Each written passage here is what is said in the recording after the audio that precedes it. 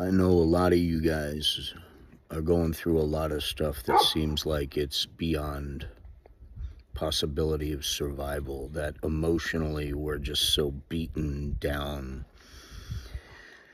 that we can't take one more kick, one more punch, one more blow to the heart, to the soul.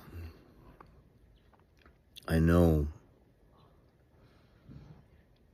that our jobs and our very survival has gotten to such a stressful level just to afford to survive to the next week that we're losing a lot of what life's all about. We're losing a lot of the pure joy that this life is supposed to be about, because leading up to today, all of the division in our country, all the division in our families, in our friends, in our workplaces, and now it's not you work with a bunch of people with a bunch of cool opinions and they're all smart people. It's just you work with a bunch of people, but those freaking liberals or those freaking Democrats or those freaking Republicans or MAGA, blah, blah, blah.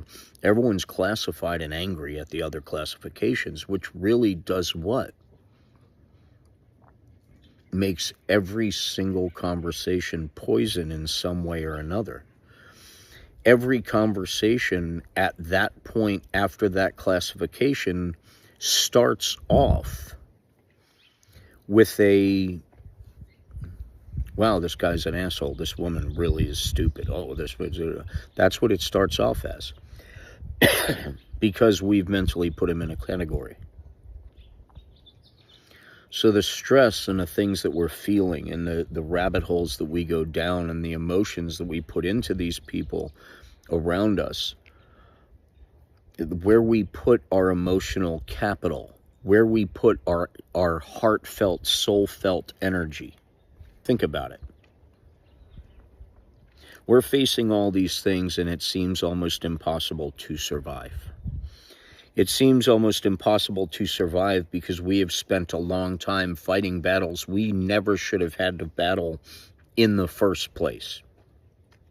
In addition to that, because we have kind hearts, because we are good people, because we try and take care of people around us, our family, our friends, or whatever, because of all that, we have this self-imposed pressure on top of pressure on top of pressure on top of pressure just because we care so much and we love so much, while we're taking our own resources out of our own survival kit for our next step. And eventually that scale tips to where we don't have enough left for ourselves. And that's when we're forced to make real painful decisions. And that's when someone who has a big heart, who is an empath, who lives their whole life taking care of other people, will sacrifice themselves for the people around them. It's a painful lesson to learn.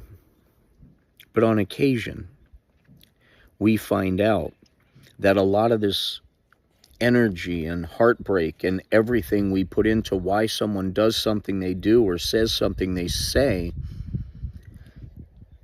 our stress, our heartbreak on our side of the fence, their side of the fence, after they say they do, whatever we're trying to figure out and we're beating up the world over, they don't have a second thought on. So I need to ask you, looking at the big picture on all your pain, all your expenditures over this one little subject, that person who's in control of those actions that piss you off and hurt you so bad doesn't even think twice about, why are you spending so much time on it?